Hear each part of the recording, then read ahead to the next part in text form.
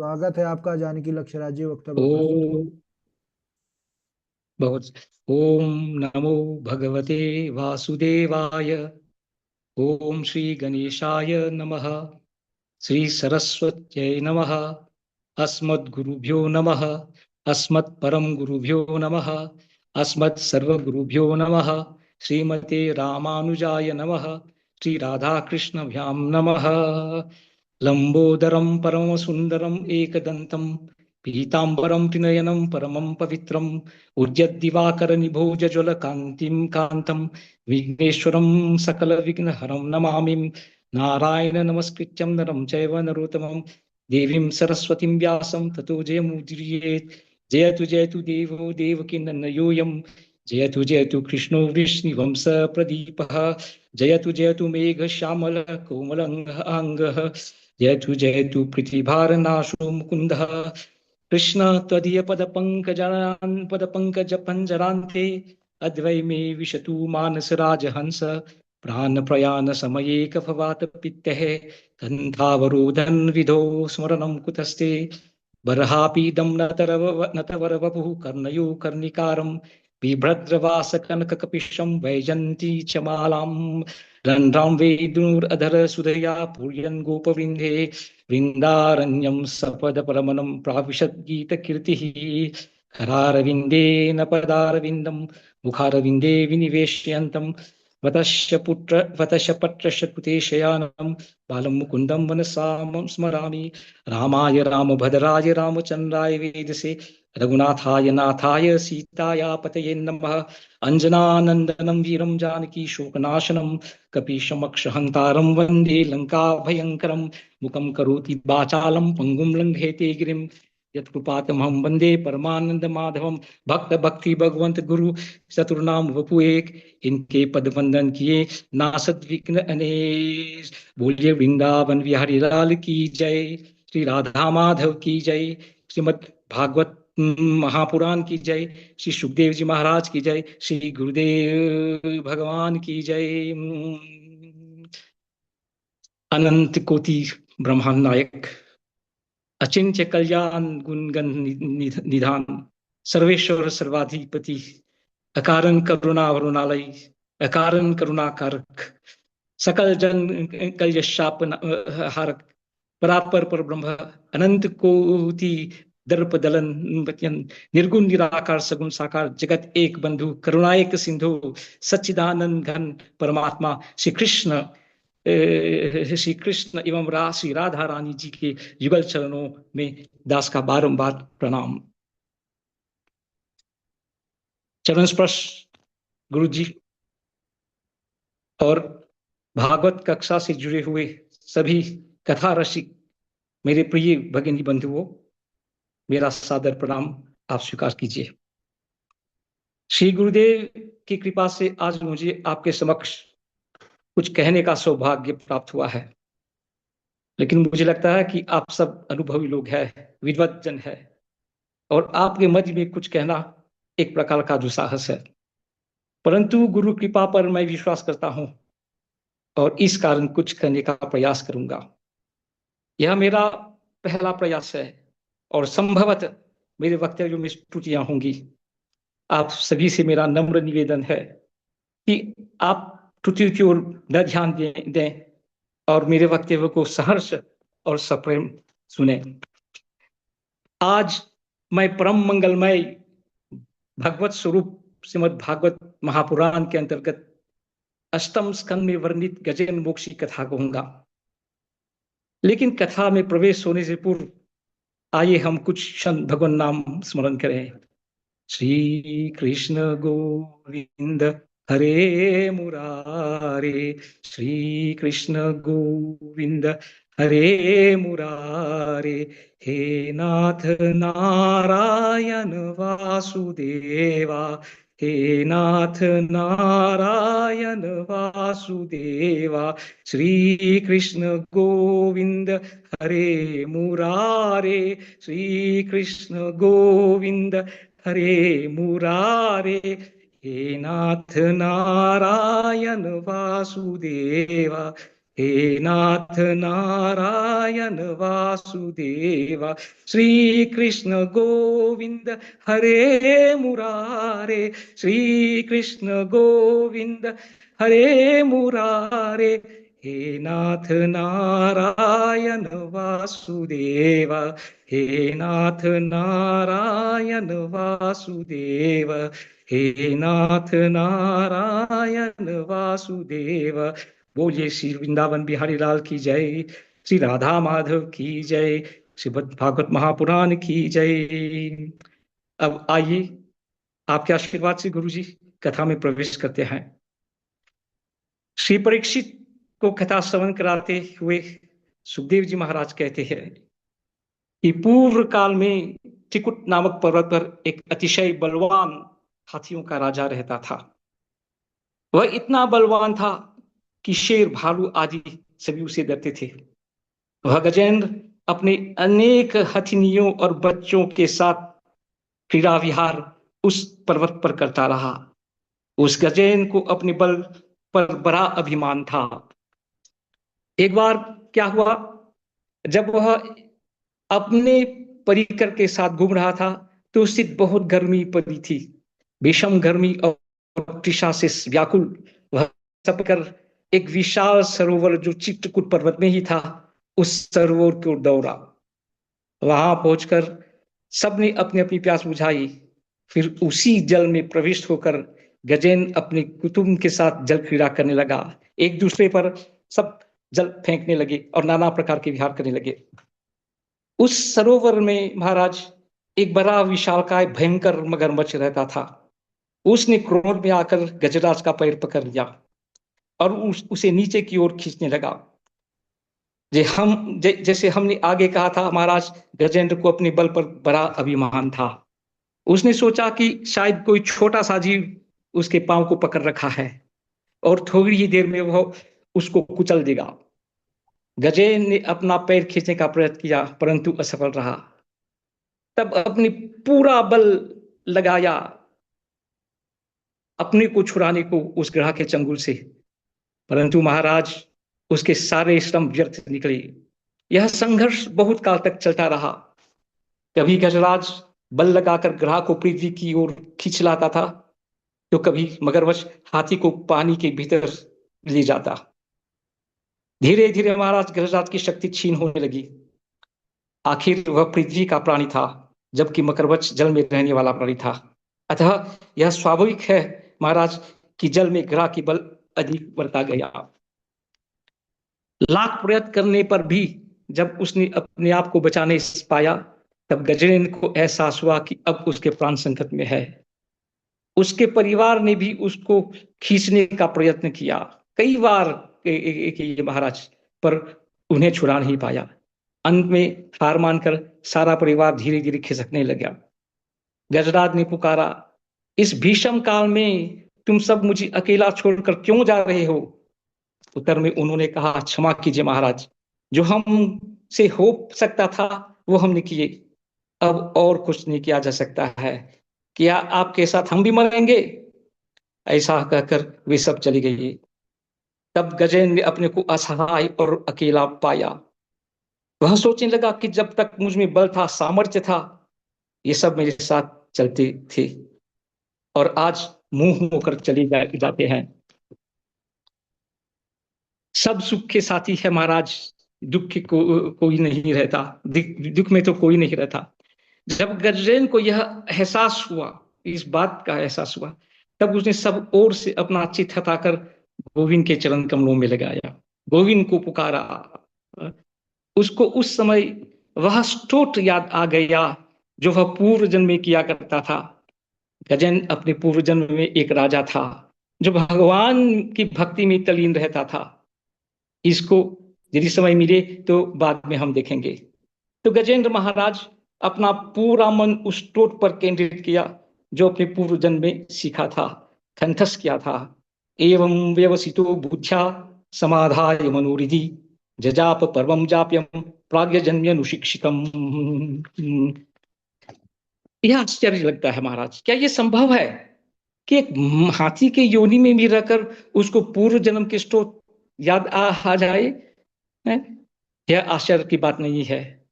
पूर्व जन्म में किए अच्छे कर्म कभी विफल नहीं होते। भगवान श्री कृष्ण ने श्रीमद् भागवत गीता के 6 अध्याय 40वां श्लोक में कहा है, नहीं कल्याण कृत कश्चित दुर्गतिम तात गच्छति।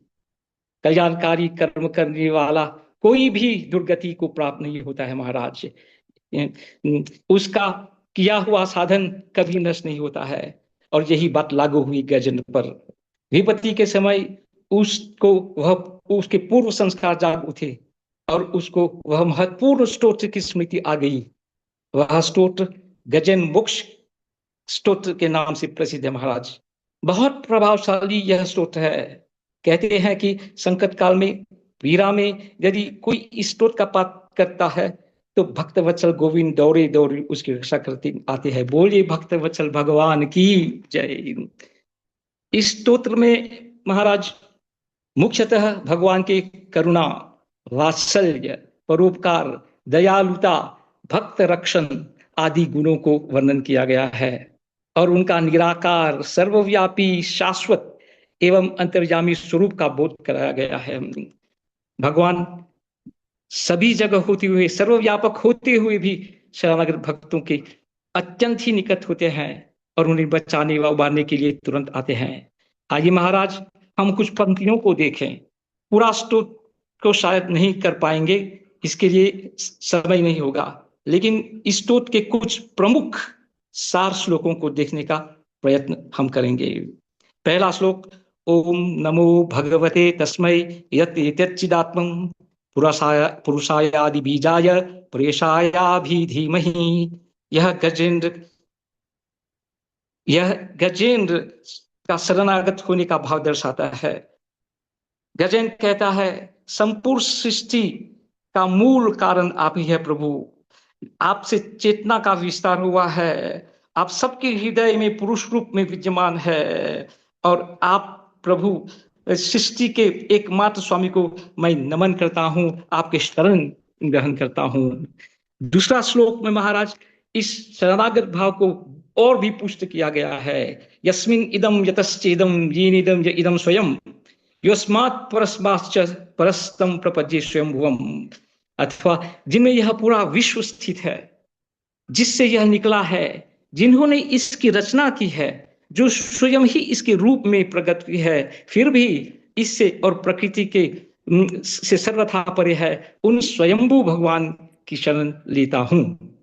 तीसरा श्लोक महाराज भगवान का समदर्शिता और साक्षी स्वरूप का निरूपण करता है। यह स्वात्मनिदम निज मायार्पितम क्वचित विभातम क्वचित तत्तिरोहितम अविदृक् साक्षी वयम तदीक्षते सात्ममूलो तू माम परात्पर।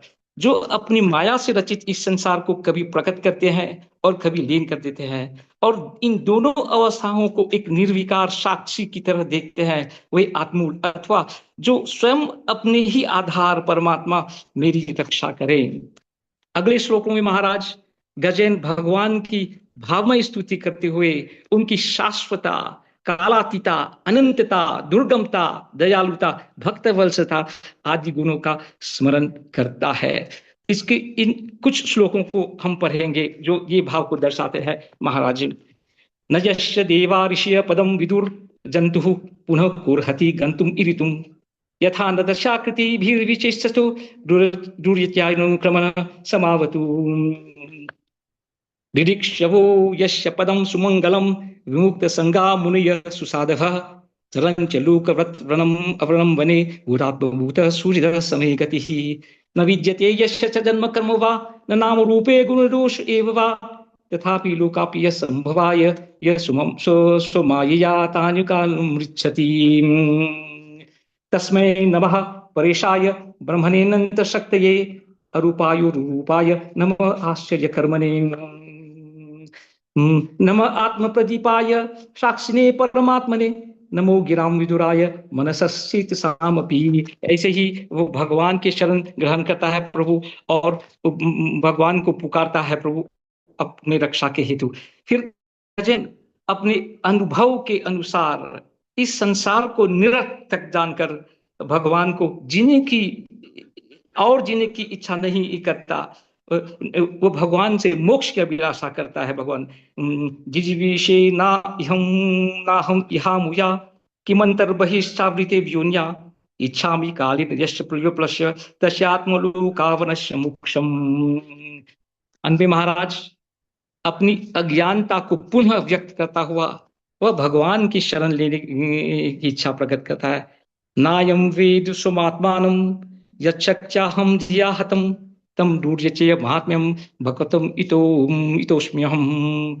गजेंद्र जब इस प्रकार भगवान को का स्तवन कर रहा था महाराज, तो ब्रह्मा शिव आदि अन्य देवता उसकी रक्षा करने नहीं आए। ऐसा क्यों महाराज? क्योंकि गजेंद्र किसी विशेष देवता का नाम नहीं लिया था, नहीं किसी विशेष रूप का ध्यान किया था। वह तो आर्त होकर बिना किसी भेदभाव से निर्विशेष रूप से अखिल जगत के स्वामी को पुकारा था। इस कारण भगवान श्री हरि जो सर्व आत्मा है और उसका देव स्वरूप है, उन्हें गजेंद्र की पुकार सुनी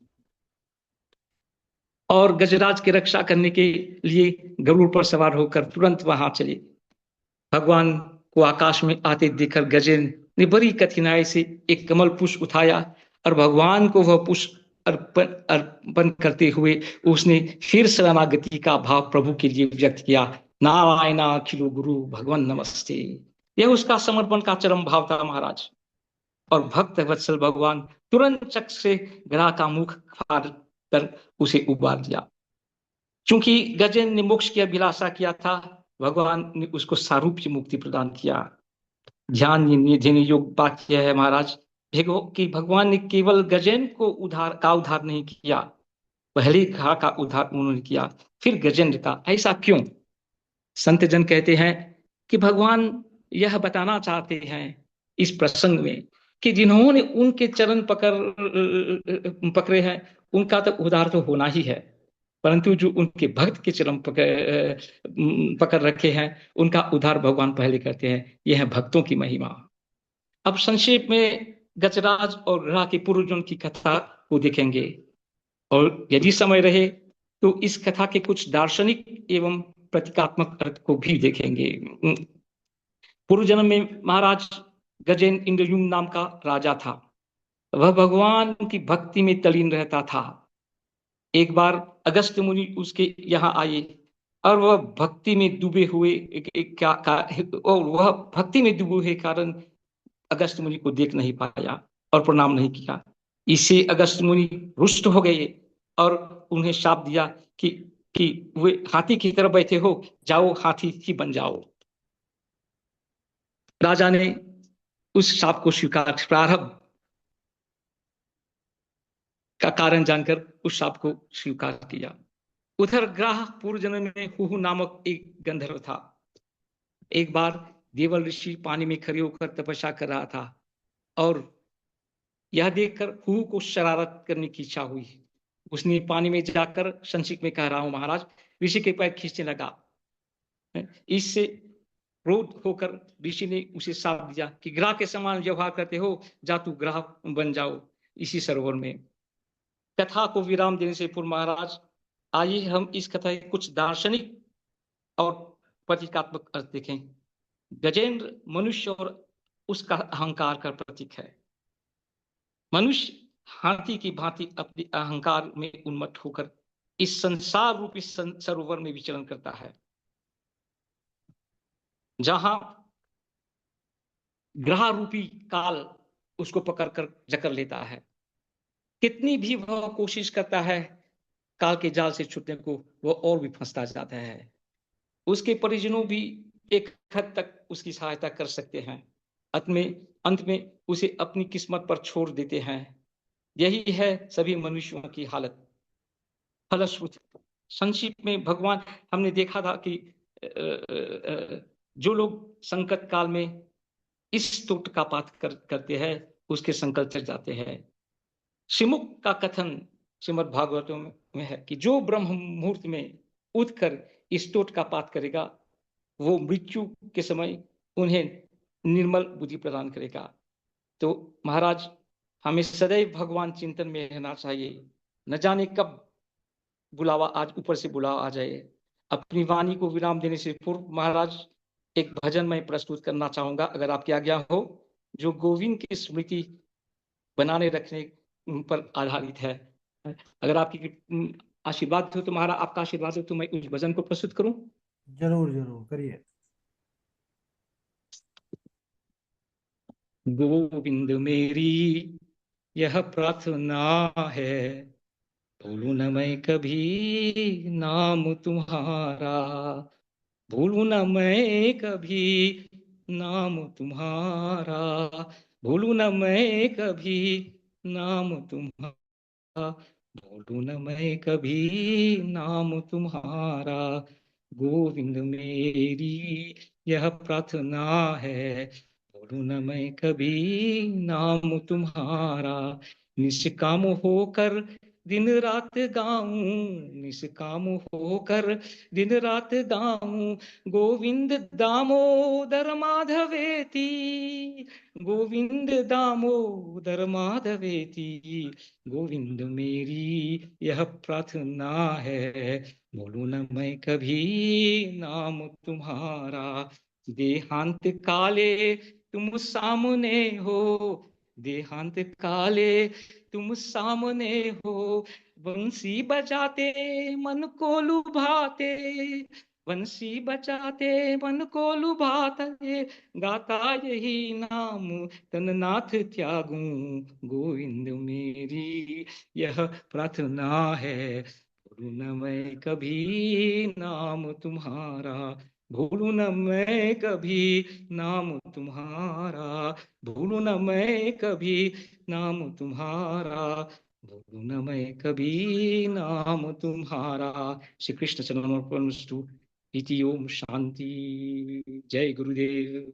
बहुत अद्भुत जानकी लक्ष्मणदास जी, बहुत आनंद आया। ठाकुर जी की कृपा हमेशा आपके ऊपर बनी रहे। आप हमेशा स्वस्थ रहें, मस्त रहें, और ऐसे ही हमको सुंदर कथा रूपी गंगा पर सबको स्नान करवाते रहें। बड़ा आनंद आया आपकी वाणी में। वो भजन, वो तपस्या, वो भाव झलक रहा था। बहुत अद्भुत, बहुत बढ़िया, है ना। और जाजी बहुत बहुत हमारे धन्यवाद बड़े गुरु जी। बड़े प्रेम से श्रवण कर रहे थे। झाजी, त्रिलोकी जी, न सब प्रसन्न है और जितने जुड़े। आप पर बनी रहे और इसी प्रकार कथा को अपने स्टाइल में कह करके सबको लाभान्वित करते रहे। जय श्री राधे, जय श्री राधे। जय बहुत बढ़िया, बहुत प्रणाम। बढ़िया प्रवचन रहा आपका, सराहनीय रहा। और बहुत बहुत बहुत धन्यवाद। गुरुदेव जी की कृपा है।